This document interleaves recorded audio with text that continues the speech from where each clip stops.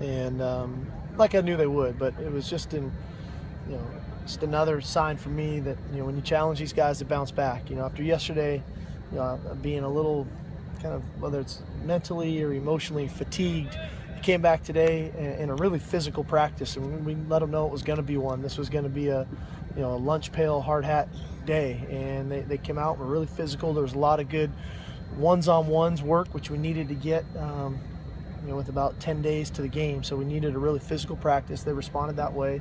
Two, I thought we cleaned up some of the things from yesterday from a game plan standpoint that,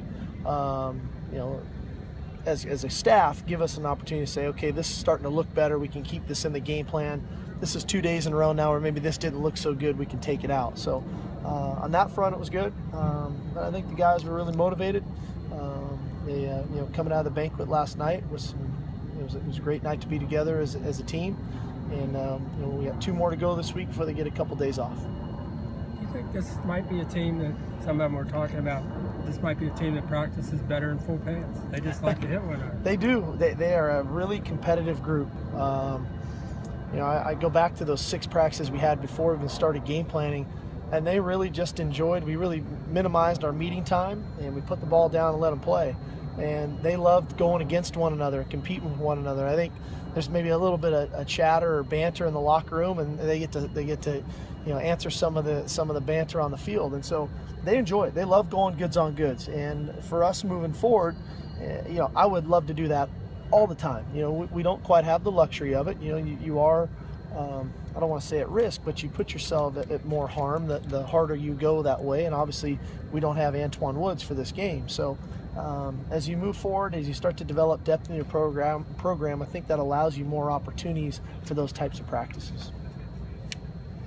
When after the last game of his junior year, Matt Barkley, they had a huge game against UCLA, and Lane said after that game, "Oh, he's ready. You can see he's ready for the NFL." Do you ever think that about any of your guys, or express that to any of your guys who are, in that mode of maybe entering the draft after their junior year? I don't know if anybody's totally ready. I think that it is a big adjustment. It's a big adjustment on the football field. It's obviously a big lifestyle adjustment when it becomes your job, and the demands that job has on you, and then you factor in the responsibility of yourself. We obviously provide a lot for our players, and we try to do the best we can to develop them, to prepare them for that. But it is a massive adjustment, just like it's a massive adjustment when a high school player comes to college. And there are varying degrees of who's more prepared than others, as we've seen on our own team of guys that have come in true freshmen and have fit in and become more comfortable playing and handling their business. So I think it's an adjustment. I don't know if anybody, like I said, is just exactly ready for it. I think some are more ready than others, though. Against man of passing stats, quarterbacks, wide receivers, where would you guys be without Buck Allen and the steady running game? Well, Buck's been tremendous. I think what goes a little unnoticed, he's the all-purpose yards leader in our conference. He ran the ball extremely well for us, but what he provides us is a great deal of versatility. His ability to catch the ball out of the backfield has been just tremendous for us, and he's forced defenses to defend all 5 receivers every time we're running our routes. And Buck is a very versatile guy. He's fun to coach that way because you can do multiple things. He's not just your traditional eye back. He's a guy that can do a lot of different things, and we're obviously very fortunate to have him. How have you seen the running back position change over the years? It used to be that was the star player on the field in a lot of ways. Well, I don't think that has changed a whole lot. Especially if you look at our conference, you look at the teams that were successful.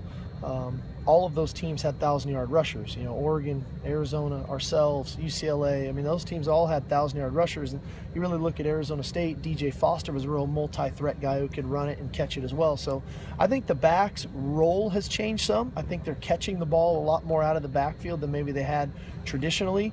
But I do still think the running back is a focal point of a lot of offenses. So we saw Andre kicking pretty well out here, but he has gone a long time without actually kicking a field goal in a game. I think that maybe there was one since he came back from the injury. Are you at all concerned if it comes down to a kick at the end of the game that he just hasn't had a lot of reps? in No, game I situations mean, that's just the lately? way our season has gone, you know, and we do, obviously, you guys come to practice every day. We put him in a lot of live scenarios on the practice field. We came after him as hard as we could today, and he made them all. And a week ago, we put him in a last-second scenario, and he made that one as well. So I have the utmost confidence in Andre to go out and make his kicks, and, you know, when his number's called. We haven't seen Jalen for coaching Spotswood here recently. Any change on his situation? He's just or not? focused on school, and, you know, that's the primary focus. If we don't get that done, then everything's a moot point. So that's the focus for Jalen right now, and get through this semester and then come back in the spring and continue down that road. One more. Are you feeling more confident, Stephen Mitchell, at practice? Sure. I think Stephen, you know, again, I got asked about him yesterday. He was doing a final, so got him back today. I thought he looked great again today. You know, I want to say the hit he took against Notre Dame across the middle was probably good for him. He popped right up and was a big first down for us and kept a drive alive. And so those types of plays for Stephen, I think, are really uplifting. I think his future is very, very bright.